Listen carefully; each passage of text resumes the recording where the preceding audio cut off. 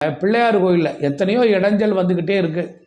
வாழ்க்கையில் மீடேற முடியாதவன், கஷ்டப்படுறவன், தடங்கள் ஆகுது, முயற்சியில் தோற்று போகிறான், தேவையில்லாத வழக்கு பிரச்சனை வருது, வயிறு சம்மந்தப்பட்ட உபத்திரமாக. காலையில் முதல் வேலையில் போய் நின்றுக்க குளிச்சு, பெரிய பிள்ளையார் கோயில் நட திறக்கும் போது ஐயர் வரதுல நின்றுக்க, திறக்க போ. கோயில் திறந்து பிள்ளையார் கோயிலை திறந்த உடனே முகத்தை நீ பார்.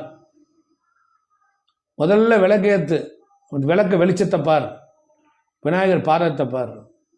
அந்த பிள்ளையாருக்கு என்ன பண்ணுவாங்கன்னா, தீபம் போட்டு முடிச்சுட்டு ஒரு தீபாரணை காட்டணும், அதான் முறை. காட்டிட்டு திரையை போட்டு அந்த பூவெல்லாம் வெளியே எடுத்து வச்சு கொண்டாந்து வெளியே போடுவாங்க. அதை பிரசாதமாக எடுத்துகிட்டு கொண்டு வந்து வீட்டுக்கு கொண்டு வந்தீங்கன்னா உங்கள் தரித்திரத்துக்கு ஒரு முற்றுப்புள்ளி.